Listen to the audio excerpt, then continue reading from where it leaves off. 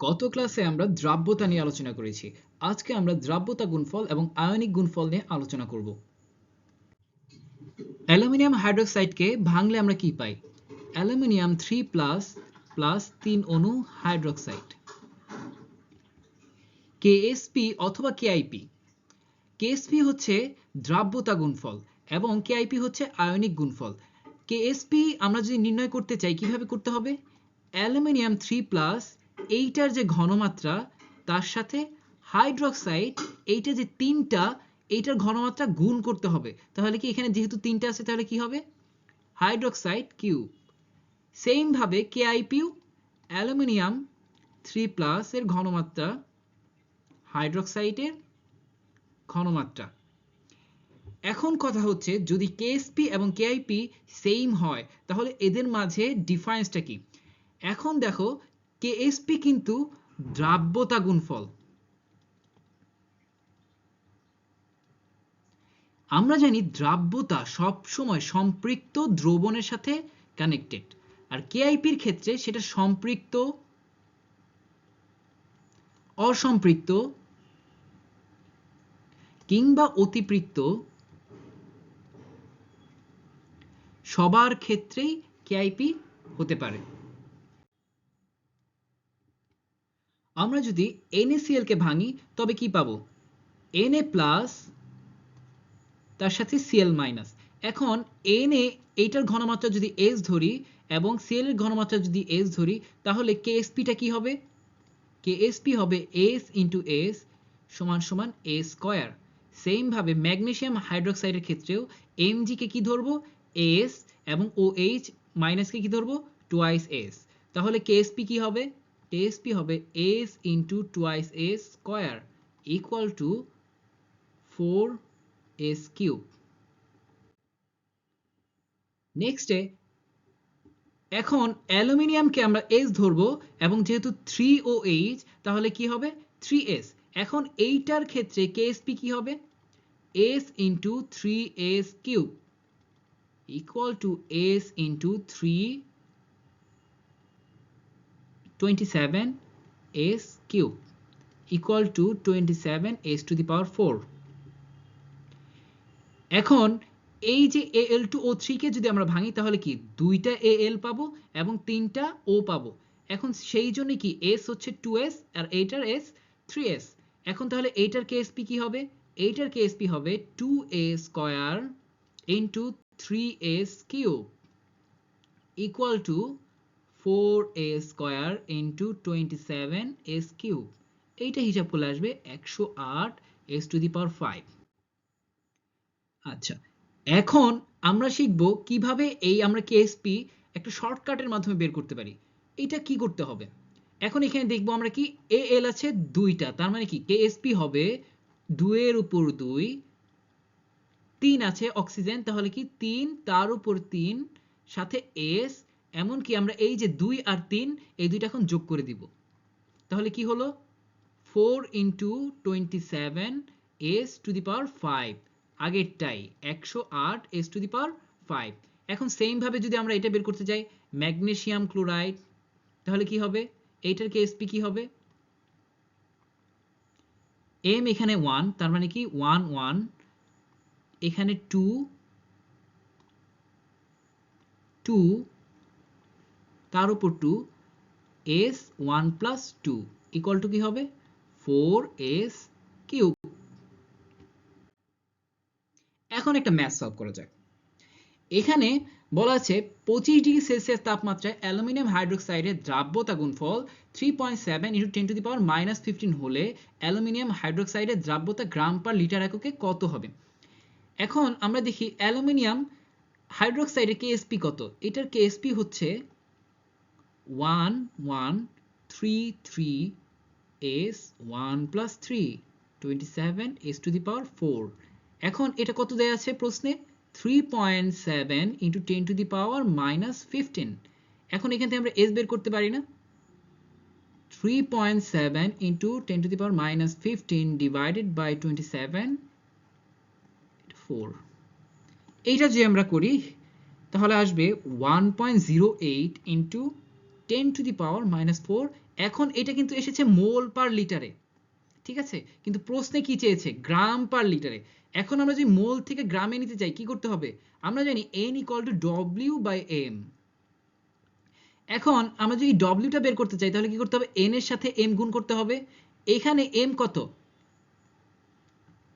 এইটার m হচ্ছে 78, তাহলে কি করব আমরা এটার সাথে 78 গুণ করব।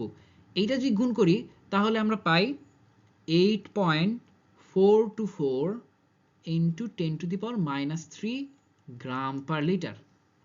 আচ্ছা, এখন আমরা আরেকটা ম্যাথ সলভ করি। একটি 1 লিটার দ্রবণ 0.1 মোল সিলভার এবং 0.1 মোল মার্কারি আয়ন ধারণ করে, কোনটি আগে অধক্ষিপ্ত হবে? এখানে কেএসপি দেয়া আছে দুইটার। এখন দেখি প্রশ্নে কি বলা আছে। সিলভারের ঘনমাত্রা কত দেয়া আছে, 0.1 মোলার। এখন কথা হচ্ছে এখানে তো মোল আছে, তাহলে আমরা এখানে কেন মোলার লিখলাম? আমরা কিন্তু এখানে ঘনমাত্রা নিয়েছি, প্রশ্নে কিন্তু বলা আছে 1 লিটার দ্রবণে কত মোল আছে। এখন আমরা কি জানি 1 লিটার দ্রবণে যত মোল থাকে সেটাই কি ঘনমাত্রা। সেম ভাবে কি মার্কারিটাও 0.1 মোলার। এখন প্রশ্নে কি দেয়া আছে, এটার কেএসপি দেয়া আছে সিলভার আয়োডাইডের, তাহলে কি লিখবো আমরা, সিলভারের ঘনমাত্রা গুণন আয়োডিনের ঘনমাত্রা ইকুয়াল টু কত হবে, 8.5 × 10⁻⁻17। এখন এখানে সিলভারেরটা দেয়া আছে কত, 0.1, তাহলে কি হবে আয়োডিনেরটা আমরা বের করতে পারবো। আয়োডিন -17/0.1, এটা হিসাব করলে আসবে 8.5 × 10⁻⁻16। এখন আমরা যদি এইটার ক্ষেত্রে হিসাব করি আয়োডিনের ঘনমাত্রা কি হবে, মার্কারির ঘনমাত্রা into iodine square equal to 2.5 × 10⁻⁻26। এখন এখান থেকে আমরা আয়োডিনেরটা পেয়ে যাব, কারণ মার্কারি কত, মার্কারি কিন্তু 0.1, তাহলে কত হবে এখানে 2.5 × 10⁻⁻26 ডিভাইডেড বাই 0.1 রুট, এটা করলে আসবে 5 × 10⁻⁻13। এখন দেখো আমরা দুইটা ঘনমাত্রা পেলাম, এখন কথা হচ্ছে কোনটা আগে অধক্ষিপ্ত হবে। একটা জিনিস চিন্তা করো, সম্পৃক্ত দ্রবণ তৈরি করতে যেইটার কম ঘনমাত্রা লাগে সেটাই কি আগে অধক্ষিপ্ত হবে না, কারণ সে সম্পৃক্ত দ্রবণ তাড়াতাড়ি তৈরি হয়ে যাবে। তাড়াতাড়ি তৈরি হলে কি আগে অধক্ষেপ পড়ে যাবে না? তাহলে কি এইখানে দেখো সিলভার আয়োডাইডের ক্ষেত্রে এখানে কি ঘনমাত্রাটা কম, তাহলে আমরা কি বলতে পারি সিলভার আয়োডাইড আগে অধক্ষিপ্ত হবে। ঠিক আছে, নেক্সট আমরা আরেকটা ম্যাথ দেখি। এখানে বলা আছে 100 ml 2.5 × 10⁻⁻5 মোলার FeCl2 এর জলীয় দ্রবণে 150 ml 6.7 × 10⁻⁻5 m NaOH দ্রবণ যোগ করলে সবুজ বর্ণের FeOH2 অধক্ষিপ্ত হয়। এখন এটার আয়নিক গুণফল চেয়েছে, যেহেতু এটার আয়নিক গুণফল চেয়েছে এটা আমরা একটু ভেঙে লিখি। FeOH, এটা যদি আমরা ভেঙে লিখি কি হবে, Fe2+ প্লাস OH, এটা 2। এখন এটার কেআইপিটা কি হবে, কেআইপি লিখতে পারি আমরা Fe2+ এর ঘনমাত্রা ইনটু OH এর ঘনমাত্রা স্কয়ার। এখন আমরা Fe2+ এইটার ঘনমাত্রা পাবো কোথা থেকে, এইখানে কিন্তু প্রশ্নে বলা আছে FeCl2, এইখান থেকে কি আমরা Fe পাই। এখন কথা হচ্ছে এই যে ঘনমাত্রাটা দেয়া আছে আমরা কি এই ঘনমাত্রা এখানে বসিয়ে দিব না, কেন, কারণ এই যে 100 ml ছিল এটা, কিন্তু যখন আমরা দুইটা মিক্স করেছি তখন কত হয়ে গিয়েছে 250 ml, তাহলে কি আমাদের 250 ml এর ঘনমাত্রা কত সেটা বের করতে হবে। এখন কিভাবে বের করব, আমরা একটা সূত্র জানি S1V1 = S2V2, ঠিক আছে। এখন আমরা কি এখানে S1 কত 2.5 × 10⁻⁻5 × V1 কত 100 ml। এখন আমরা এই যে V2টা ভাগ করে দিব, কারণ আমরা S2 বের করতে চাচ্ছি, V2 কত এখন 250 ml। এইটার সাথে OH ও আমরা কিভাবে বের করব, এই যে 6.7 × 10⁻⁻5 তার সাথে 150 গুণ করলাম ডিভাইডেড বাই 250, এইটা স্কয়ার। এইটা যদি আমরা হিসাব করি কত আসবে 1.616 ইন্টু 10⁻⁻14। এখন এটা কি পেলাম আমরা? এটা কিন্তু কেআইপি পেয়েছি। এখন দেখো তো কেআইপি বড় নাকি কেএসপি বড়? এখানে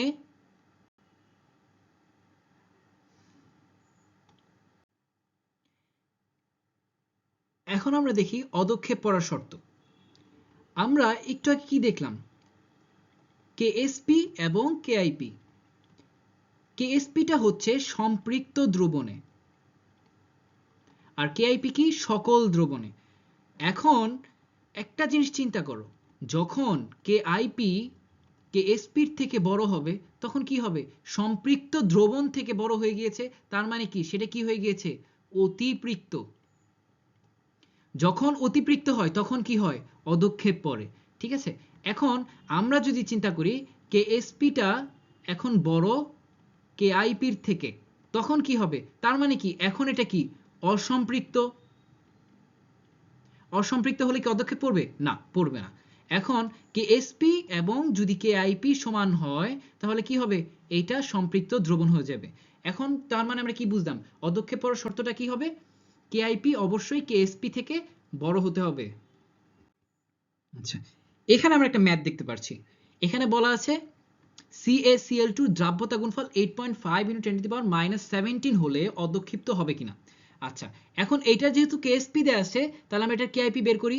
CaCl2 এটাকে ভাঙলে আমরা পাবো Ca2 প্লাস 2Cl মাইনাস, এখানে কেআইপি সমান কি হবে? Ca2 plus into Cl minus square.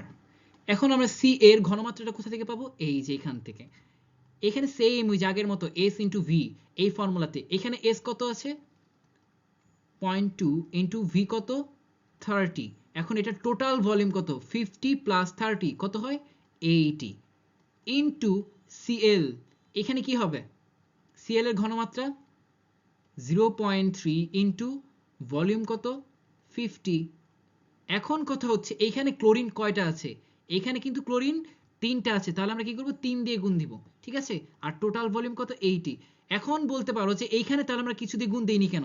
কারণ দেখো এখানে কিন্তু ক্যালসিয়াম একটাই আছে, এই জন্য কোনো কিছু দিয়ে গুণ দেওয়ার দরকার নেই। মূল কথা হচ্ছে 1 দিয়ে গুণ করলে তো সেটাই থাকে, এই জন্য আমরা কিছু দিয়ে গুণ করিনি। এখন এটা কি করব? স্কয়ার করে দেব। এইটা যদি করি আমাদের অ্যান্সার আসে 0.024। ঠিক আছে, এখন এই যে আমরা এটা পেলাম, এটা কি? এটা কেআইপি। এখন দেখো তো কেএসপি বড় নাকি কেআইপি বড়? এই ক্ষেত্রে কিন্তু কেআইপিটা বড়। কিসের থেকে? কেএসপির থেকে। যেহেতু কেআইপি বড় হয়েছে তাহলে কি এটা অবশ্যই কি অদক্ষেপ পড়বে। তার মানে আমরা কি লিখতে পারি? অদক্ষেপ পড়বে। আচ্ছা, নেক্সট ম্যাথে আগের মতোই, জাস্ট এখানে একটু সংখ্যাগুলো চেঞ্জ করে দেওয়া হয়েছে। এখানে যেহেতু কেএসপি AY2 দেয়া আছে তাহলে আমরা এটা কেআইপি বের করব। AY2 এটাকে যদি আমরা ভাঙি তাহলে আমরা কি পাবো? A2 প্লাস 2Y মাইনাস, এইটার কেআইপি কি হবে? এটার কেআইপি হবে তোমার A2 plus Y minus square. এখন এটার ঘনমাত্রা কোথা থেকে পাবো? এই যে প্রথম পাত্র, এটার S কত? 3.5 ইন্টু 10⁻⁻2 ইন্টু ভি কত? 75। এখন এইখানে কয়টা এ আছে দেখো তো? 3টা এ। তাহলে কি 3 দিয়ে গুণ দিব, ডিভাইড বাই পাত্র যোগ করার পর কত হয়েছে? 75 প্লাস 125 ইন্টু ওয়াই এর ক্ষেত্রে আমরা এস কত এখানে দেখি? 3 ইন্টু 10⁻³ ভলিউম কত? 125। এখানে ওয়াই কয়টা আছে? 2টা আছে, তাহলে কি 2 দিয়ে গুণ করব, ডিভাইডেড বাই কত? 75 প্লাস 125, এইটা স্কয়ার হবে। এখন এইটা যদি আমরা হিসাব করি তাহলে আমাদের আসে 3.537 ইন্টু 10⁻⁻7। এখন এটা আমরা কি পেয়েছি? এটা কিন্তু কেআইপি পেলাম। এখন দেখো তো এই কেআইপি বড় নাকি কেএসপি বড়? অবশ্যই এখানে আমরা দেখতে পাচ্ছি কেএসপি বড়। এখানে কেএসপি কেআইপির থেকে বড়। যেহেতু এখানে কেএসপিটা বড়, তার মানে কি এখানে অধক্ষেপ পড়বে না, অধক্ষেপ পড়বে না। আচ্ছা, আজকে আমাদের ম্যাথ এই পর্যন্তই।